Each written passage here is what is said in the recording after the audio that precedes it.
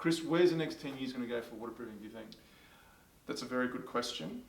One thing I do know is that the Australian standard is up for review. Great. And there's a couple of Overdue. things overdue, for sure. I'm happy to be on that one to review. Okay, So, noted. What I would say is that some of the areas that we're looking at, because the standard can be a little not confusing, but blank in some areas. So things like waterproofing around fixtures. So we're talking about AS 3740? Yes, that's correct. AS 3740. So waterproofing around fixtures or floor wastes. We know we've got to do it, but to what extent? These are the sort of questions which leads to confusion in the industry and really does need to be clarified. So when that time comes, which I would anticipate within the next 5 or so years, master builders will be pushing for clarity in those areas. And besides that part of it, what we discussed before about now, because in another 10 years there's probably going to be another tenfold of product available into the market. How do you see that being controlled in another mechanism? Whether it's through the MBA or MBA having their say of what they want? Yeah, it's a really in-depth question, because at the moment we're going through a regulatory change in South Australia. It's a once-in-a-generation change.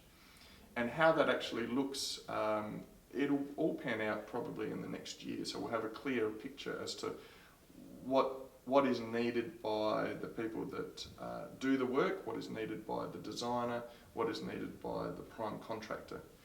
So I would anticipate that paper, we can't get rid of it. Everything is going to be assign the dot here, assign the line here, you've got to dot your I's, cross your T's.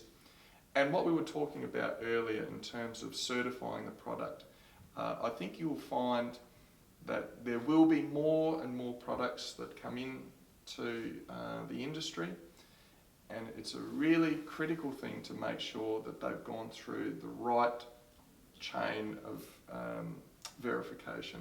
So I see the industry as, it's not on a tipping point, not at all.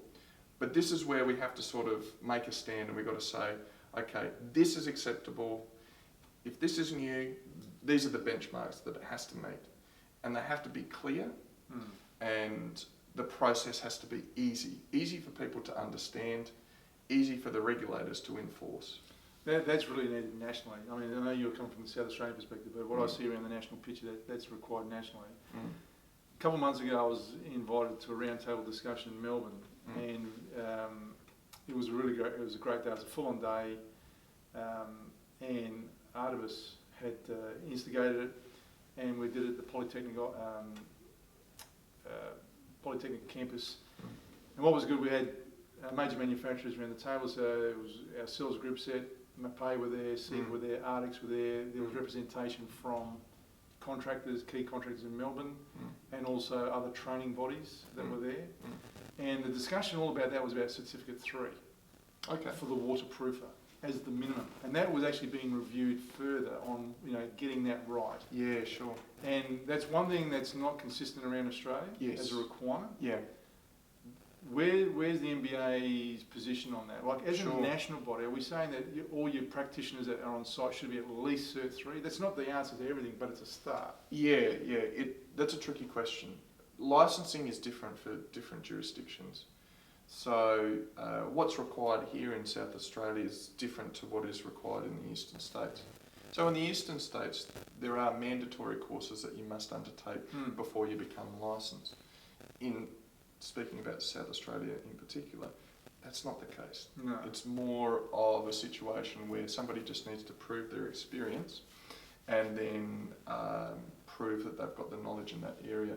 So Master Builder's position on that is we do request tighter rules and tighter analysis of people who are coming into the industry. And we've requested that from, I think we've made it quite public, from Consumer Business Services. Does that mean that it must be a Cert 3 education? That's something that, we would strongly suggest that the more education a person has before they become licensed, the better chance they have of actually being a better performer. Yeah, what I saw that day, well, what we got out of that day, and it was great to have all the major heads around the table, there was a common, genuine desire to have a level of improvement and a lift in the market. And really all that work has been done in Victoria. It's already been set up for just the other states to implement and take on. Not that I'm banging the drum for Victoria, but they've had their set of issues over there and they've acknowledged that. It's gone to another point now where they're talking about even a CERT 4 for design, waterproofing design, a diploma in design. I see that as a major issue. I think that there'd be at least 50% of sites, if we went on to that, even though they're using, for example, a James Hardie decking product, don't construct to the James Hardie manual. And you don't need to be able to read English to see that manual. It is visual. And little things like that from the drafts people, the designers and these builders, even I'm talking domestic residential builders, getting that right, having that diploma of design and waterproofing is going to go a long way, because when you get it right from the start, you start the roadmap on the right asphalt path. Otherwise you're off on the beaten track and and you just we evolve with issues. So it's like if the foundation's crappy, the rest of the get the Leaning Tower of Pisa. So if you actually got it right, we're going to build something like maybe the Eiffel Tower. So not a great analogy, but there where we are. But I'm just trying to get to the point that we need to have where is the CERT 4 piece? Is that something that the MBA'S thought, well, we should endorse this sort of thing as well, or demand it of our members? Yeah, look, we haven't demanded it from our members, so we haven't said that you must do that. We don't take the approach where we twist your arm and say you have to do X, Y, and Z. But what we do encourage is that we do want a better industry, and for us, a CERT 3 or a CERT 4 will offer that option. And you also have to look at other potentially non-accredited pathways, because one of the things, and we talked about each state having their own different way of doing things, more from a regulatory point of view, but you shouldn't underestimate the value of a non-accredited system where there's a bit more flexibility to put into the training what's most applicable for your jurisdiction. So whether it is a CERT 3, CERT 4 for sure, or an appropriate training course, whatever that should look like. But who makes a call if it's appropriate? Appropriate, yeah.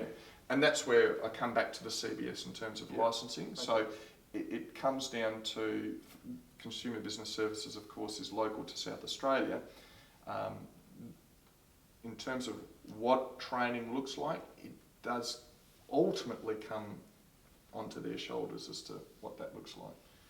Chris, we could talk for absolutely hours on this, and I reckon we'll probably got a 2 or 3 part series out of this one, but we might get you back later on to do another chat on this, because we could go specific in a whole lot of areas. But look, there's some really good tips and gems in there for contractors, particularly on how to cover yourself and make sure you're doing the right thing, and even for builders that are watching, and other suppliers as well. But Chris, thanks for joining me. Thank you. And look forward to getting your input on other stuff for the waterproofing later on.